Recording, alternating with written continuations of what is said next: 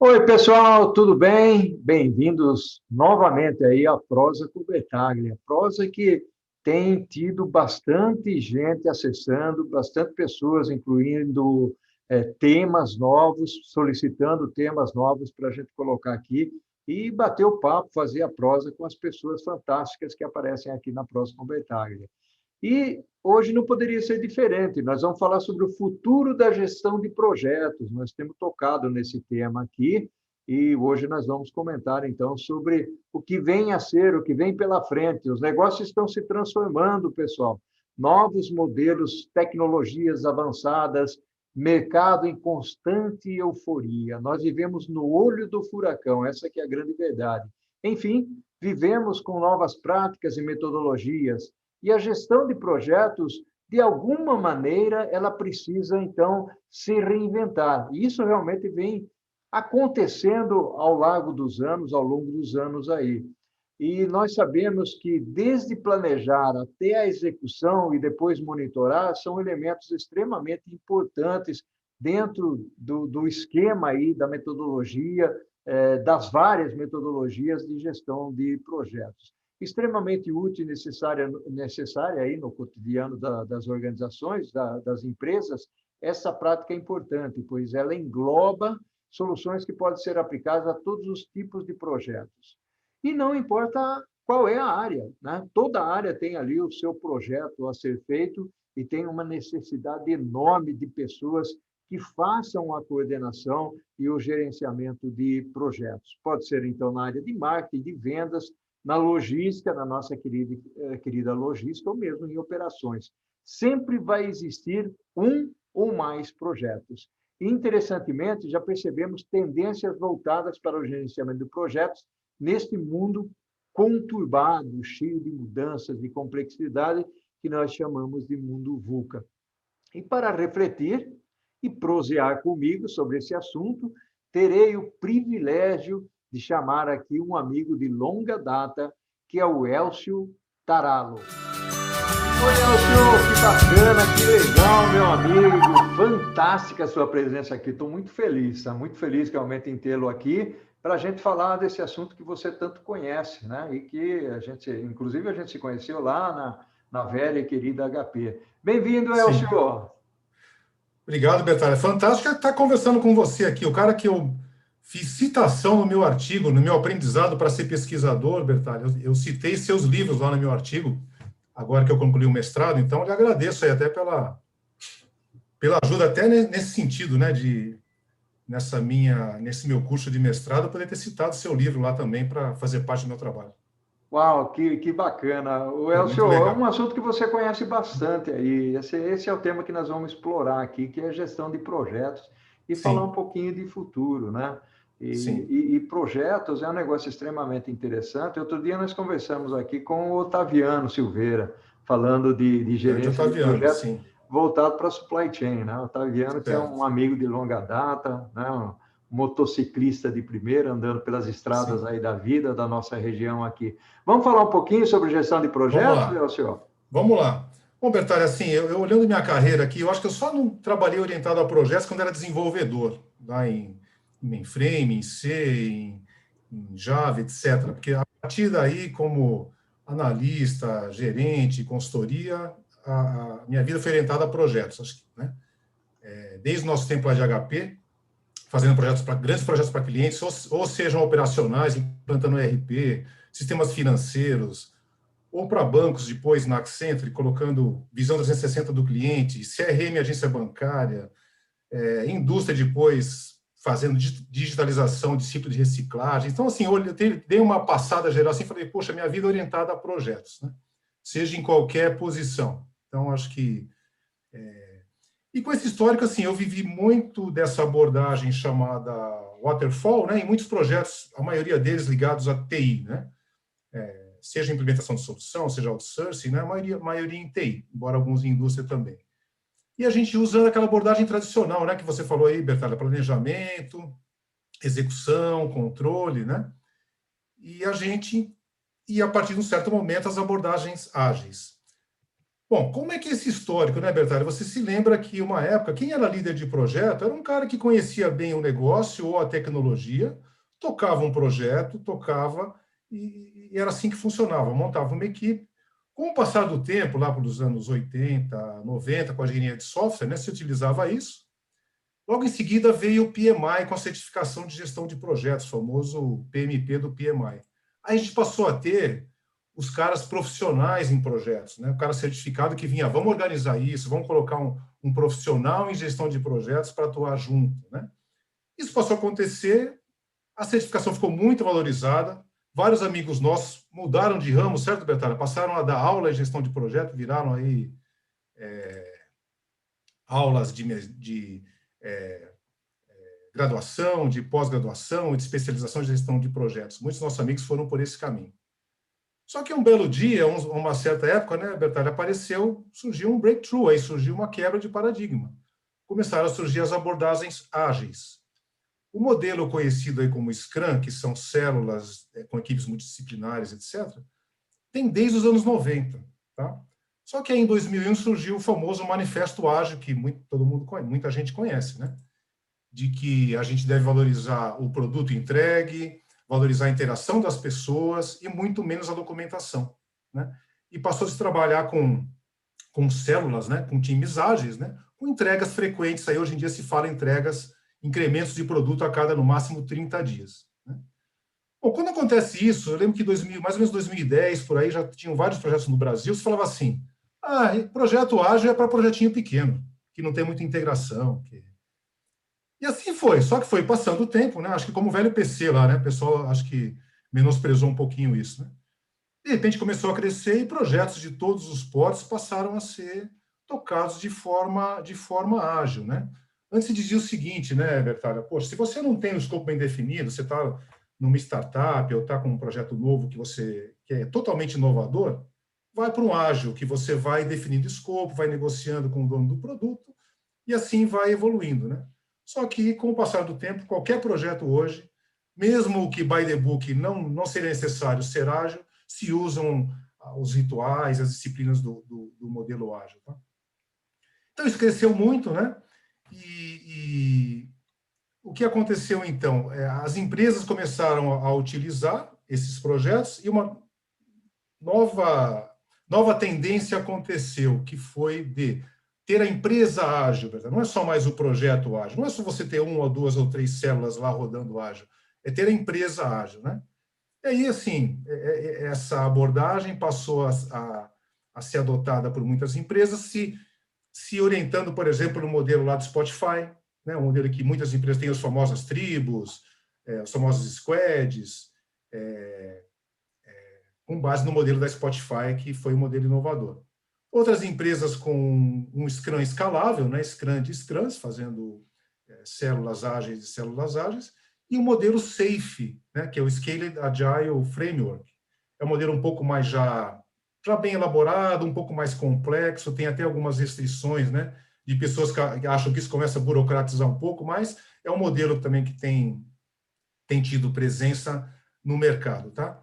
E é isso, Bertalho, ou seja, daqui a pouco eu gosto de falar, mudou muito, ou seja, o que era um gerente de projeto lá pelo PMI, né, que tinha que seguir as fases que você falou, mudou muito, né? Como é que você faz agora com essas metodologias, esses frameworks, esses métodos? Não existe o papel gerente de projeto, não existe o papel do PMO. Você... Não, desculpa te interromper, eu fiquei curioso quando você fala do PMI, né? Uhum. São duas coisinhas que eu gostaria de explorar um pouco mais contigo aí, que eu fiquei muito Sim, curioso. Que o PMI é bastante antigo, cursos, e você falou que o pessoal, né, se certificava. Eu lembro muito bem lá na HP, muitas pessoas se certificando no PMI. Eu mesmo cheguei a fazer cursos de PMI, mesmo sem ter o viés de gerência de projeto. Mas sim.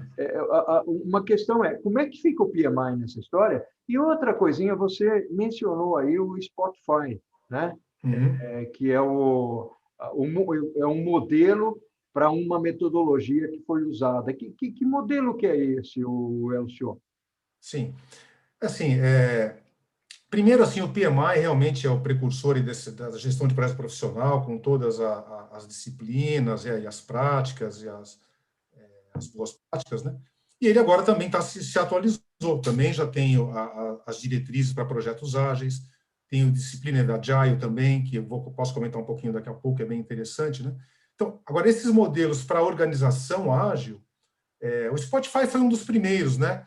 Que ele preconiza, então, você ter esses squads, que são esses times ágeis, né? Que pode usar, por exemplo, um Kanban para controlar suas tarefas, e que também tem no seu time um Product Owner, o dono do produto, que vai junto com o time técnico, né? Discutir, definir o que tem que ser feito, né? Então, esse é um dos modelos, né? E o SAFe é outro modelo mais elaborado, um pouco mais estruturado, né? Que para uma organização talvez possa fazer sentido, embora ele seja um pouco mais, não sei se burocrática é a palavra, mas é um pouco mais estruturado, né? Então, tem estruturas para prever projetos que têm várias integrações, os release trains lá que se consolidam, né? Então, são todas abordagens para uma empresa ágil. O que muda a partir daí, né? Primeiro, uma valorização do design. Isso a gente vê também em projetos, né? Desde lá do Pro Design, o Service Design, e principalmente a partir da jornada do cliente, né? Olhando a jornada do cliente. Então, você como é que nasce? Vou falar projeto por enquanto. Você faz o design de um produto, desenha a jornada do cliente, e aí sim você vem com os requisitos para desenvolver um sistema, por exemplo. E aí esses requisitos entram num backlog, e você vai, respondendo a sua pergunta lá, né? As entregas passam a ser incrementos de produto com uma frequência aí que pode ser mensal. Então, tem muitas semelhanças entre esses modelos, né? Inclusive com o Spotify, com o Safe, e principalmente essa célula ágil que nasceu lá no modelo Scrum, que tem uma célula onde tem um grupo técnico, você tem um Product Owner, você tem um Scrum Master, que é o cara que conhece as práticas e divulga essa cultura e faz isso, né, acontecer. E aí, Bertalho, o time é autogerenciado. Cadê o gerente de projeto nessa? O time é autogerenciado. O PO decide. O técnico decide com quem faz o planejamento, é o time. Não tem alguém que lidera ou que define. O time, junto, analisa a complexidade, faz a estimativa e decide em conjunto.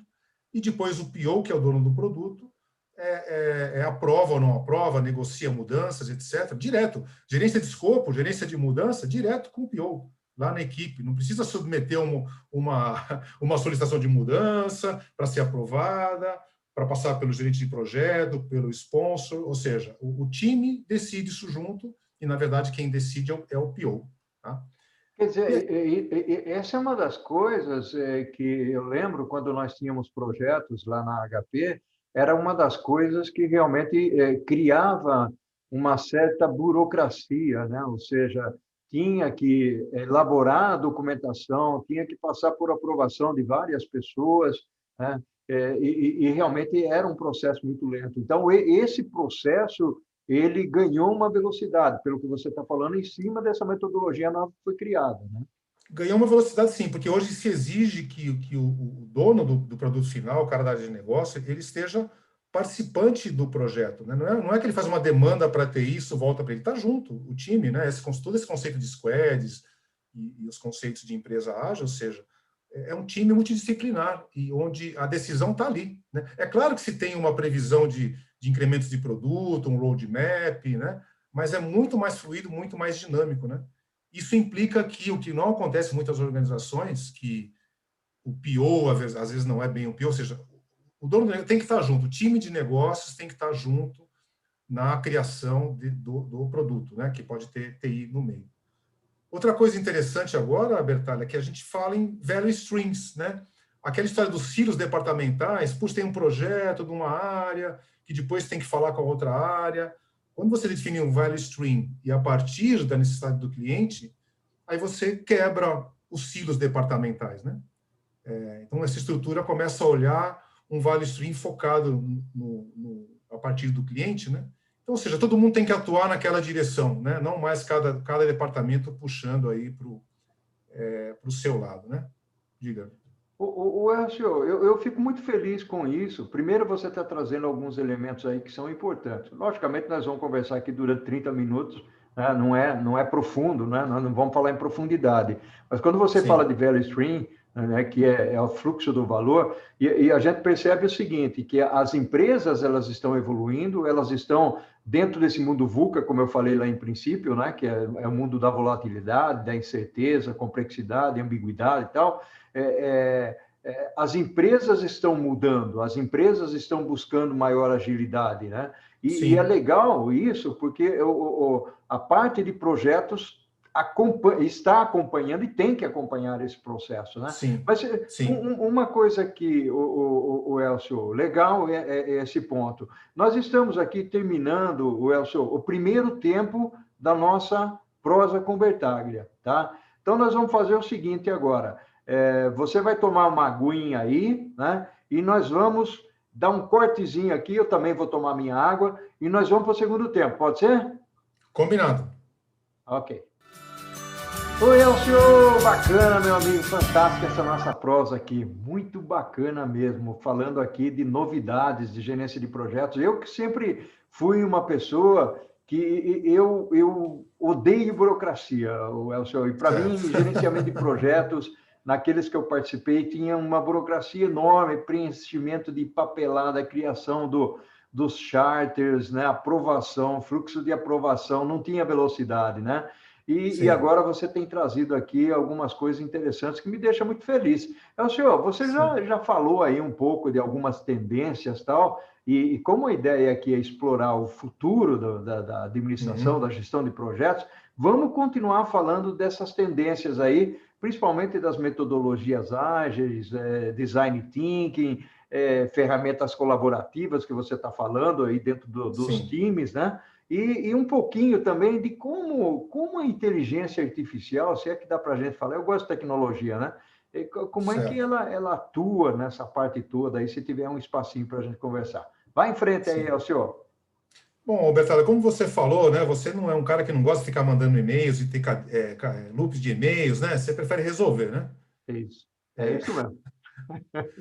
então, assim, o que toda empresa quer hoje é o pensamento startup. O que é o pensamento startup? É inovação, né? É trazer novidade, trazer novos valores para os seus clientes, né? E depois é pivotar, ou seja, escalar. Não adianta você, né? Então, o pensamento da startup é esse, é inovação e tem que escalar, tem que decolar. Então, toda empresa, no fundo, hoje busca isso na sua estratégia, né? Os projetos aí são a execução da estratégia das companhias, né? Então, assim, a gente passando a usar esse tipo de abordagem, né?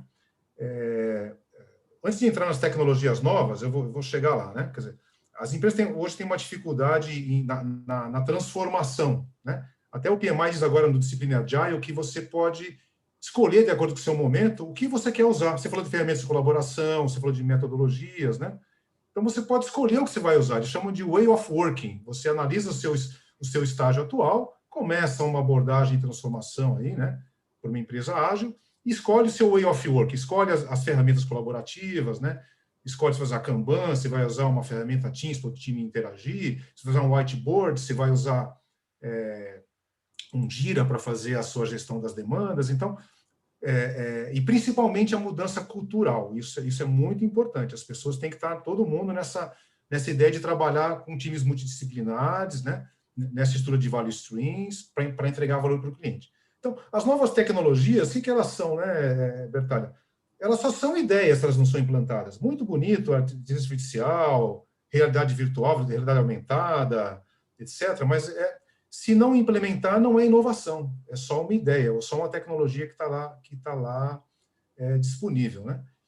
Então, o que acontece hoje com as novas tecnologias? Elas têm muita incerteza. Então, esse método é muito coerente com essa abordagem.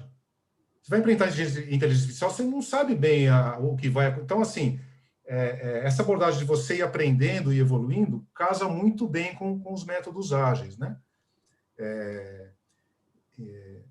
Então, eu acho que a tecnologia tem tudo a ver, as novas tecnologias, com essa forma nova de gestão de projetos. E até o que se algumas linhas mais radicais hoje, né, dizem, por exemplo, hashtag #NoEstimates, hashtag #NoProjects, ou seja, adotar um fluxo constante de entrega de valor porque projeto é escopo, entregas, né? Começo, meio e fim. Se tem hoje essa ideia de ser um fluxo constante. Imagina que você lança um produto para um cliente, né? Uma nova versão do site Bertalha, por exemplo, né? E depois você vai constantemente evoluindo, né? Não tem parada, é um fluxo constante. Então, há umas que defendem esse tipo de coisa, entre aspas, não ter projetos. É fluxo constante de melhoria de produtos, desenvolvimento de novos produtos, sem parar, fluxo constante. Então, o que vai acontecer é que a gente vai aplicar essas novas metodologias nas novas tecnologias, né? E dessa forma, né? Com aplicação prática. Então, por exemplo, você pode ir num carrinho de supermercado, por exemplo, que ele te indique onde estão as promoções, que você possa colocar a sua lista, que ele possa te indicar e que no fim da compra você possa passar com o RFID sem ter que passar no caixa. É um conjunto, imagina esse conjunto de tecnologia da RFID, que é mais antigo, mais consolidado. Você pode ter inteligência artificial para te orientar. Você tem mapeamento, né, geolocalização. Você pode ter realidade aumentada para poder te dar alguma experiência na sua casa. Então, um conjunto de tecnologias você tem que combinar. Isso poderia ser um projeto, um fluxo, né, de um produto. E aí aplicar esses métodos para tornar isso realidade, né? Então, isso é o que vai acontecer com as novas tecnologias aí, tá? Então, tem tudo a ver. E aí, Bertalha, uma coisa que deve ser uma questão para todo gerente de projeto, onde fica o gerente de projeto nessa história toda, Bertalha? Senhor, essa era a pergunta que eu ia fazer, tá? Porque dentro do contexto de organização, principalmente de supply chain, de estratégia, eu falo muito sobre supply chain aqui na Prosa com Bertaglia, né? Até porque é um assunto que eu gosto, tem meu livro, né? Logicamente, eu exploro o outro lado de estratégias, de vendas e tecnologia, mas hoje se fala muito da indústria 4.0, mundo 4.0, substituindo a mão de obra no chão de depósito, no chão de fábrica, com automação, robôs e tudo mais. E aí, quando vem surgindo esses conceitos novos que você está falando, eu tenho lido muito, inclusive, sobre essa parte de gestão. Essa é uma pergunta que eu tenho, é uma dúvida que eu tenho. Como é que fica? Porque você está falando de ferramentas colaborativas, uso da inteligência artificial, né? Porque aquele conceito antigo do gerente de projeto, né, Elcio, você já passou por isso, de que era o camarada construía o chart, entendia qual era o escopo, e depois ficava cobrando o cronograma, construía lá 1.200 linhas de cronograma, né? No MS Project, né? Isso. Quer dizer, isso está mudando hoje, né, meu amigo? Sim. Até cronograma nessa já começou a ter algo até que de pouca utilização, mas ainda é necessário. Tem muitas situações que a gente tem um escopo bem definido, uma construção, por exemplo, você tem lá as etapas muito bem definidas, faz todo sentido um projeto tradicional, né? Mas quando a gente fala de inovação, realmente a coisa muda, né? E esse gerente que você falou, esse cara não sobrevive mais, Bertalha. O gerente de projeto, o PMO, o nome que se dê, ele tem que ser, primeiro, parceiro da área de negócio. Essa é a primeira coisa. Ele não pode ser um cobrador. Esse cara... Aliás, eu nunca gostei desse papo, mesmo nos modelos tradicionais, gerente de projetos que só olha o retrovisor ou fica fazendo esse trabalho burocrático, nunca gostei disso. Então, assim, esse cara não vai sobreviver. Um cara como o Otaviano, que você falou, o cara conhece muito bem logística, esse é um cara que vai ser parceiro da área de negócio. E aí a capacidade de liderar, de conhecer as soluções e de ser um cara que vai provocar e vai facilitar, ele vai sobreviver, né? O Otaviano aqui é um bom exemplo. Então, assim, o que você tem aí nos modelos? No Scrum Master, tem gente que diz o seguinte, lá no Scrum, o gerente de projeto vai ser um Scrum Master. Eu não concordo. O gerente de projeto é um líder. O Scrum Master tem um papel um pouco diferente, né? Ele pode ser lá no disciplina Agile do PMI, pode ser um Team Lead, pode ser um Agile Coach, modelo Spotify. Assim, mas para mim não importa. O que tem que acontecer é, primeiro, o gerente tem que se adaptar a esses novos modelos, ou esses novos papéis, ou um misto deles. Ele tem que ser parceiro da área de negócio, desde o Product Design, sendo um facilitador, tocando outra metodologia. Outro método que é bacana que saiu do Google é o Design Sprint. Em uma semana, Bertalha, você junta uns caras que conheçam do que você quer desenvolver, um cara de operações, um cara de TI, um cara de vendas, e você define o negócio e prototipa em uma semana. Muito bacana. Você sai com um protótipo e aí, a partir daí sim, você começa a desenvolver. Então, design sprint é outra técnica.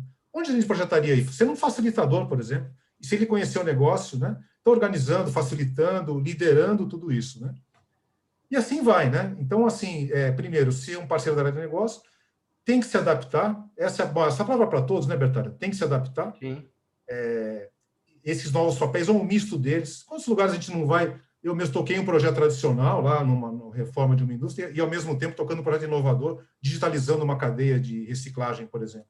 Então, você tem que, sendo parceiro da área de negócio, tendo flexibilidade, adaptabilidade, você vai agregando valor, vai liderando esses projetos e fazendo eles acontecerem, né? Então, essa aí é a minha visão aí do que seria o novo gerente de projeto. Bacana, o Elcio, eu gostei muito dessas colocações que você fez e até a chamada que você fez para que as pessoas, aquelas que ficam muito conectadas ao mundo tradicional, ao mundo convencional, ou seja, elas podem perder terreno. E aí é uma preparação, né? Ou seja, é uma preparação para esse futuro, já que o título aqui da nossa prosa é o futuro da gestão de projetos, né? O que você sugere para as pessoas, Elcio? Ou seja, pelo que eu entendi de você, o PMI já está preparado para esse novo mundo que vem por aí. Eu conheço muita gente que Sim. trabalha lá no PMI, que faz parte do PMI e tudo mais. Inclusive, eu dei uma palestra alguns anos atrás para o pessoal, falando mais... Veja que interessante, falando de futuro, né? Eu fui lá para falar de mundo futuro, das pessoas, de como deveriam progredir. E agora aqui nós estamos conversando exatamente sobre isso.